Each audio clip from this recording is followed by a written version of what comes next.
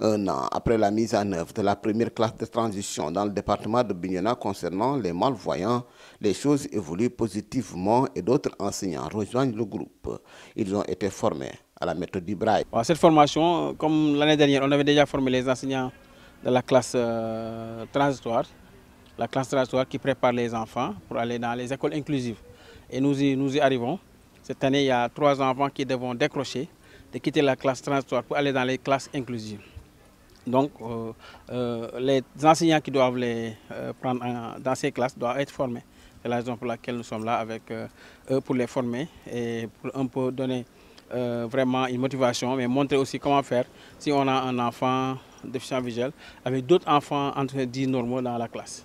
Rappelez que ce projet est soutenu par l'UNICEF qui met l'inclusion au cœur de sa politique. L'UNICEF, en début de l'UNICEF, c'est de permettre à tous les enfants, sans discrimination, d'être à l'école. On sait bien qu'ici au Sénégal, malheureusement, il y a encore un peu de stigmatisation sur les gens en situation de handicap. Parfois, les enfants sont cachés dans les maisons. Mais c'est ça qu'on essaye vraiment d'échanger, disons. De faire comprendre aux communautés que chaque enfant a des possibilités de réussir dans la vie si seulement la société est en gré de lui donner l'opportunité. Et c'est ça qu'on veut faire. On a choisi de travailler parmi d'autres IA à l'IA des Ziguinchor de Bignona et la commune de Bignona parce qu'on voit qu'il y a beaucoup de motivation et la motivation est l'ingrédient principal, disons, qu'il nous faut pour pouvoir vraiment toucher ces enfants.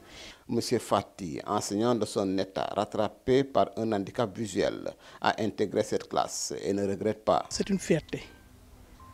La classe vient à son heure. Donc les enfants non malvoyants ne doivent pas rester à la maison, à mendier.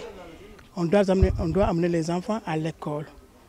Une fois là-bas, il y a des techniques qu'on va les apprendre, la méthode braille. Voilà, je prends l'exemple sur moi, j'ai intégré la classe l'année passée, mais aujourd'hui, tout ce que vous me donnez, je lis et j'écris. Les premiers enseignants de la classe de transition à l'école Faïkoli apprécient le travail fait depuis le début. Monsieur Fati, au départ, quand il était venu, il nous disait est-ce que Sanya, j'arriverai à lire le braille? Parce que pour lui, c'était très compliqué. Même nous, au départ, c'était très compliqué. Mais avec l'aide de Dieu, alhamdulillah rabbil alamin, aujourd'hui, vraiment, nous avons un sentiment de satisfaction. Parce que Fati, comme il a dit, tout ce que vous lui donnez, il peut vous déchiffrer ça. Et aussi, tout ce qu'il y a à transcrire aussi en braille, et vous le faites correctement.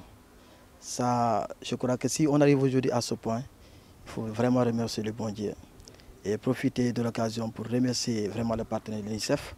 L'ambition est de toucher toutes les localités de la région de Ziguinchor. Actuellement, nous sommes à Bignona 1, mais les ambitions du projet avec l'UNICEF, c'est d'aller à Bignona 2 et en même temps enrôler aussi le département aussi.